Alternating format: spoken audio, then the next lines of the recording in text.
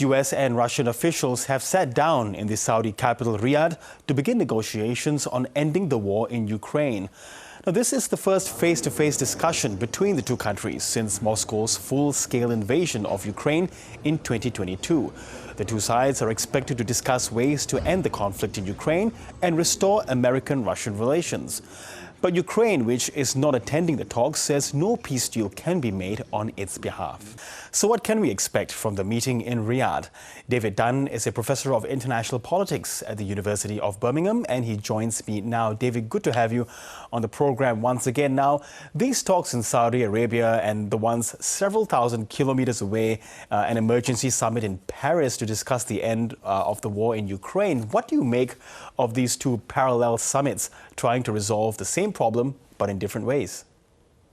Well, I think what this represents is an extraordinary moment in international politics. What you have is a huge concession by the Americans in order to meet the Russians, and the Russians are seeing this as a diplomatic victory. Not only are they meeting there over their heads and without the presence of the Ukrainians, but they're also without the presence of the Europeans or their voice. By contrast, the Europeans are meeting in Paris, thinking actually what this means for not only the future of Ukraine, but for European security more broadly. Because what's happened here is that there has been a 180-degree turn in American policy. Instead of having a unified Western approach to the situation with regard to Ukraine and indeed Russia more broadly, you have the Americans in Saudi Arabia talking about opening up for American oil companies so they can actually access oil fields and gas fields in Russia after 3 years of sanctions. And the Americans telling the Europeans that it's up to you to actually look after European security, that we will not allow Ukraine to join NATO, we will not allow American troops to be in Ukraine afterwards, we will not offer American protection or backstop, as Starmer calls it, for any international force that goes into Ukraine.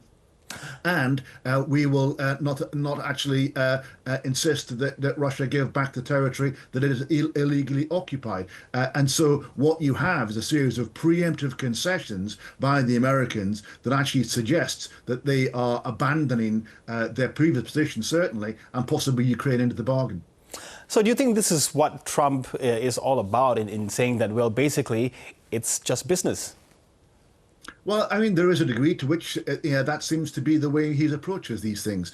He's interested in American opportunities, and the Russians, of course, are playing up to this. They're presenting a document saying that Americans have lost $300 billion worth of opportunities in the business area by being excluded from the Russian market for the last 3 years. They're saying that there's an opportunity there for American oil companies. Trump, of course, is also approaching Ukraine in a very transactional way. He said, we have spent $500 billion supporting you over the last 3 years. I want my money back in rare earth materials. A hugely transactional approach to the Ukrainian policy. No defensive principle there. It's all about money as far as Trump is concerned, it seems. Yeah, and speaking of the timing of this, just a short time ago, in the last half an hour, we saw that the Kremlin putting out a statement saying that Vladimir Putin is ready to negotiate with Zelensky if necessary. Are they putting this out as these talks are happening? It sounds deliberate. Well, yes, absolutely. And what that is goading Zelensky. Zelensky has said that Putin is a war criminal. He will not negotiate directly with him. He's very unhappy that Trump has agreed to meet Putin in both Russia and indeed in America. And what he is doing is deliberately being provocative, making a statement that he knows will be rejected. But he's actually goading the Europeans and the Ukrainians into the bargain, but also perhaps fooling some Americans into thinking that he's the peacemaker. Yeah, so has he achieved that aim, given NATO is now calling for an increase in defense spending of member countries, but also we are seeing that the UK is also planning for boots on the ground in Ukraine?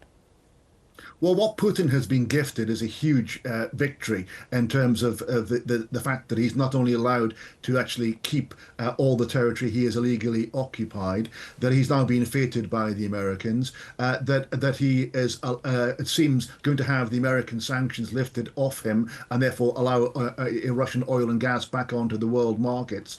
And he's done so without there being any apparent American red line or any American concession in terms of actually the cost of reconstruction of all the damage that Russia has done, or indeed even any talk about Russia ceding territory. Russians, of course, have not given up on any of their war aims. They claim some of the provinces that they partly occupy as Russian territory, even though the bits they don't occupy.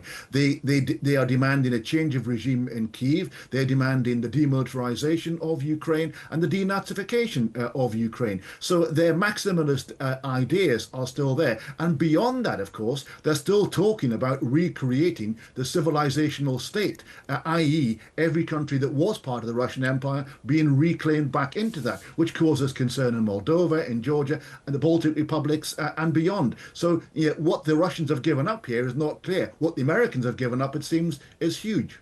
So on that point, is it inevitable that Ukraine will have to concede territory seized by Russia since 2014? Because I just don't see how that could happen in any other way other than a sharp escalation in fighting.